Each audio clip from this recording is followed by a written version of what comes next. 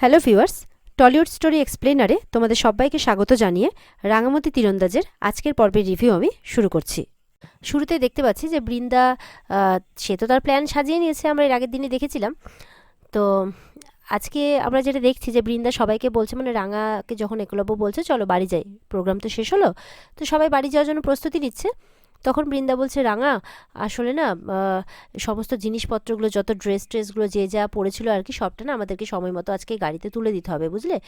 আর makeup রুমে গিয়েও দেখলাম সব অগোছলো হয়ে পড়ে আছে, সবটা গুছিয়ে না তুলে দিতে হবে, বুঝতে পেরেছো। তো আমার একটু কাজ আছে, আসলে বুঝতেই পারছো আমি তো দায়িত্ব নিয়েছি, তো আমাকে দায়িত্ব করে আজকে সবটা কমপ্লিট করতে হবে। তখন পাঞ্চালি বলছে চলো না আমিও যাচ্ছি সঙ্গে। তখন বলছে না না পাঞ্চালি, তুমি বাড়িতে যাও, বাচ্চারা একা আছে, বরঞ্চ তুমি তাদেরকে গিয়ে খাইয়ে দাও, অনেক রাত হয়ে গেছে।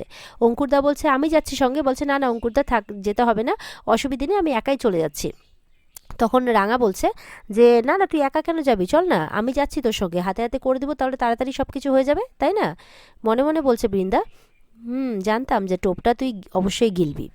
তখন বলছে ও তুমি যাবে বলছো, আচ্ছা ঠিক আছে চলো তাহলে, তাড়াতাড়ি যেতে হবে বুঝলে তো, কারণ অনেকটা সময় হয়ে গেছে তো। এই বলে কিন্তু রাঙা তার সাথে চলে যায়। আর যাওয়ার সময় মানে একলব্য তাকে বলে যায় তাড়াতাড়ি কাজ সেরে কিন্তু চলে এসো। ওদিকে বৃন্দা কিন্তু অলরেডি রাঙাকে কিডন্যাপিংয়ের একটা প্ল্যান বানিয়ে রেখেছে। আর এদিকে দেখা যাচ্ছে আহিরি তো খুব কষ্ট করে বাড়িতে একদম চিৎকার করতে করতে ঢুকেছে তার ঘরের মধ্যে, পায়ে তো তিল লেগেছে, তার তো ব্যথা করছে। তাড়াতাড়ি করে ঢুকে সমস্ত সাজগোজ তাড়াতাড়ি করে ওইভাবেই ছিটিয়ে টিটিয়ে খুলছে, মানে ঘরে তার চুল, এদিকে চুল পড়ে আছে, ওদিকে গোপ পড়ে আছে, মানে এরকম ফেলতে ফেলতে ঢুকছে আর কি। বিছানাতে বসে কোনো রকমের জল খায়, হাত পা কেঁপে যাচ্ছে, পায়ে তো প্রচণ্ড ব্যথা করছে, চিৎকার করছে। তখন নিজে নিজেই ফার্স্ট এড করছে পায়ের মধ্যে আর চিৎকার করছে, বলছে যে আমি একলব্যকে ভালোবাসি না বাসি, তোমার কাছে আমি কিছুতেই হার মানবো না, এটা আমার প্রেস্টিজ পাঞ্চ, আমি কিছুতেই একটা গ্রামের মেয়ের কাছে হেরে যেতে পারি না, আমি প্রতিশোধ অবশ্যই নেব, তোমাকে ছেড়ে দেবো না, এরভাবে বলছে আর কি আহিরি। ওদিকে সুব্রত কিন্তু গাড়ি নিয়ে তার দলবলকে নিয়ে চলে এসেছে, সমস্ত ছেলেগুলো মুখের মধ্যে রুমাল বেঁধে আছে, মানে ওই যে রাঙাকে কিডন্যাপ করার একটা প্ল্যান বানিয়েছে, বৃন্দাই বানিয়েছে আর কি। বৃন্দা বলছে রাঙাকে, মানে সব কাজকর্ম সেরে নিয়ে ওরা বাইরে বেরিয়েছে আর কি। বলছে জানিস তো রাঙা, তোর পারফরমেন্স দেখে আমার আজকে এত ভালো লেগেছে না যে একদম আমার হিংসে হচ্ছে। আর ওদিক থেকে কিন্তু সুব্রতরা বলছে ওই যে আসছে আসছে। নাচ গান না শিখে এইভাবে চিত্রাঙ্গদার মতো একটা ক্যারেক্টারকে স্টেজে প্রেজেন্ট করা তো চারটেখানি ব্যাপার নয়, সত্যি তোর ট্যালেন্ট আছে রাঙা। বলছে মন থেকে বলছিস, বলে ও মা মন থেকে বলবো না মানে, যার যেটা গুণ তাকে তো সেটা বলতেই হবে। এদিকে আহিরি নিজের পায়ে নিজে ওষুধ লাগাচ্ছে খুব কষ্ট করে, ঠিক তার কলিং বেলটা বেজে ওঠে সেই সময়, ভয় পেয়ে গেছে তো যে কলিং বেল এখন কি এলো। ওই অবস্থাতেই যাচ্ছে খোঁড়াতে খোঁড়াতে, গিয়ে দেখে পাশের বাড়ি কোনো একটা আন্টি এসেছে, চিংড়ি মাছ রান্না করেছে তাই তার জন্য নিয়ে এসেছে, তো সে সেই মতো করে নিয়ে নেয়। এদিকে বৃন্দা মনে মনে ভাবছে যে সুব্রতদা ঠিকঠাকভাবে সব কিছু করেছে তো, রাঙা যদি এইটুকুটা সন্দেহ হয় তাহলে কিন্তু একদম সব কিছু শেষ হয়ে যাবে, মানে শেষ হয়ে যাবে। দেখা যাচ্ছে সুব্রত আর বৃন্দার প্ল্যান করা গুন্ডারা কিন্তু বৃন্দা আর রাঙামতিকে একসাথে ধরে ফেলেছে একদম প্ল্যান অনুযায়ী। তো তারা তো একদম মানে পিস্তল চাকু সব কিছু ধরে রেখেছে তাদের দিকে। তো বৃন্দা বলছে কে তোমরা, কি কি নিতে এসেছো আমাদের কাছে, মানে এইভাবে বলছে। রাঙাও বলছে একদম বড় বৌদিদির গায়ে হাত দিবি না। মনে মনে কিন্তু বৃন্দা বলছে অ্যাক্টিং একেবারে পাক্কা আছে, রাঙা ব্যাংক ডাকাতদের ধরেছে বলেই ডাকাতরা আমাদেরকে কিডন্যাপ করেছে, এবার ভালোই ভালোই 5 লাখ টাকা দিয়ে দিন তো বাবা, তাহলেই না হলে কিন্তু আমাদের দুই বউরই গলা কাটবে, মানে এরকম একটা প্ল্যান সাজিয়েছে ওরা, সেই মাফিকই কাজ হচ্ছে।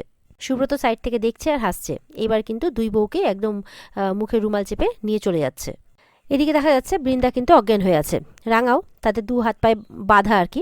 কিছুক্ষণের মধ্যে বৃন্দার জ্ঞানও ফিরে আসে, তখন চোখ খুলে দেখে যে সুব্রত আর গুন্ডাগুলো সব দাঁড়িয়ে আছে। তখন তো প্রচণ্ড রেগে যায়। তখন সুব্রত বলছে আসলে তোমাকে ফলস দিতে বলেছিলাম, ওরা না ভুল করে ক্লোরোফর্মটা তোমাকেও দিয়ে দিয়েছে।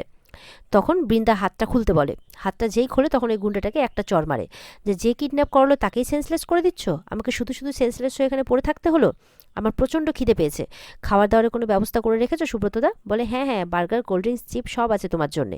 এই বলে কিন্তু তার দিকে চিপসটা এগিয়ে দিচ্ছে, মানে খাবারগুলো এগিয়ে দিচ্ছে। যেই খেতে শুরু করেছে অমনি কিন্তু রাঙার জ্ঞান ফিরে আসতে শুরু হয়ে গেছে। এটি দেখে তো বৃন্দা ভয় পেয়ে যায়, যদি তাকে দেখে ফেলে তাহলে তো অবস্থা খারাপ করে দেবে।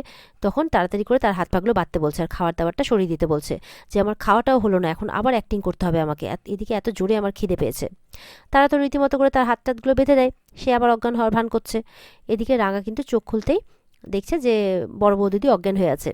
তখন তো বারবার করে উঠতে বলছে যে ওঠ বড় বৌদিদি ওঠ, ঠিক আছে। আর গুন্ডাগুলোকে বলছে তোরা কারা, তোরা কি সেই ব্যাংক ডাকাতির লোক। বলে হ্যাঁ আমরা সেই ব্যাংক ডাকাতির লোক, সেদিন তো আমাদেরকে কোনো কিছু করতে দিলি না, উপরন্তু আমাদের 4 বন্ধুকে তীর মেরে পুলিশের কাছে ধরিয়ে দিলি, আমরা এবার আর তোকে ছেড়ে কথা বলবো না। বলছে তোর শ্বশুর সেদিন 5 লাখ টাকা তুলে নিয়ে গিয়েছিল না, আজকে তোদের দুই বউকে এই জন্য ধরেছি। তোর শ্বশুরকে ফোন কর আর বল যে সেই 5 লাখ টাকাটা দিতে আমাদেরকে, আর না হলে আমাদেরকে দে, আমরা আমাদের গুটিটা ঠিক সাজিয়ে নেব।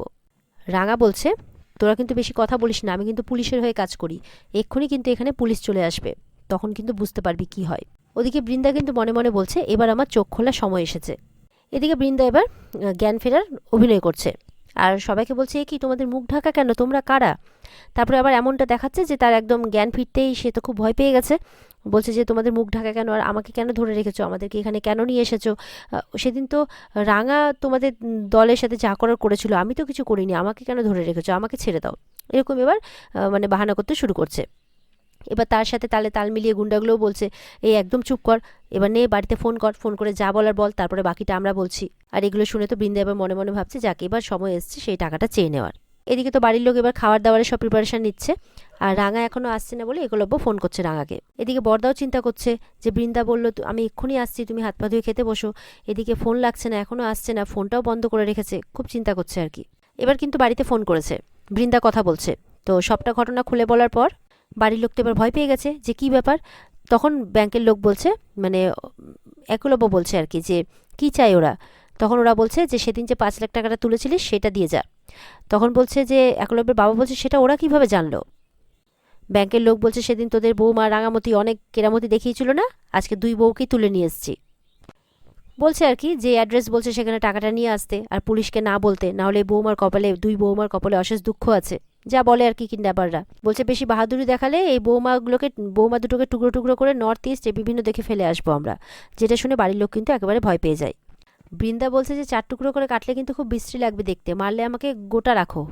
তখন বৃন্দা বলছে ও বড় বৌদি, ওরা তোকে ভয় দেখাচ্ছে, তুই ভয় পেয়ে যাচ্ছিস। রাঙা তো বলছে যে একদম তোরা একটাও টাকা দিবি না এদেরকে। বৃন্দা বলছে কেন, তোর কি আমাদের জীবনের দামের থেকে টাকাটা বড় হলো?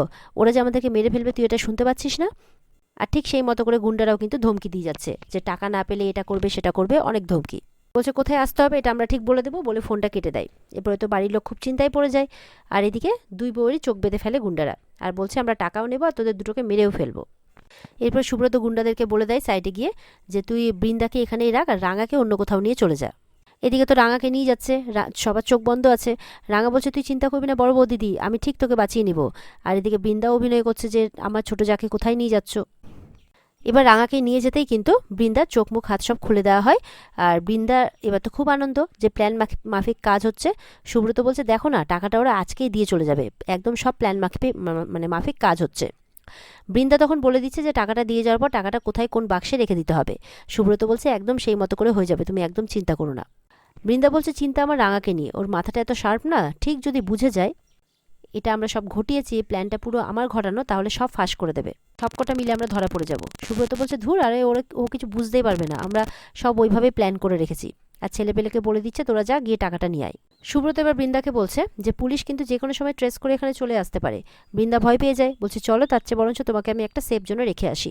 এই বলে সুব্রত চলে যায়, আর বৃন্দা কিন্তু একটু চিন্তায় পড়লেও হাসতে থাকে। আর এখানে আজকের পর্ব শেষ হয়ে যায়। তো বন্ধুরা, এই ছিল আজকের পর্বের রিভিউ। ভালো লেগে থাকলে পর্বকে লাইক কমেন্ট করে আমাদের সাথে জুড়তে আমাদের চ্যানেলকে সাবস্ক্রাইব করতে ভুলবে না। আর এই পর্বের বিস্তারিত দেখতে অবশ্যই স্টার জলসার পর্দায় চোখ রাখবে। তাহলে দেখা হচ্ছে আগামীকালকে, সবাই ভালো থাকবে।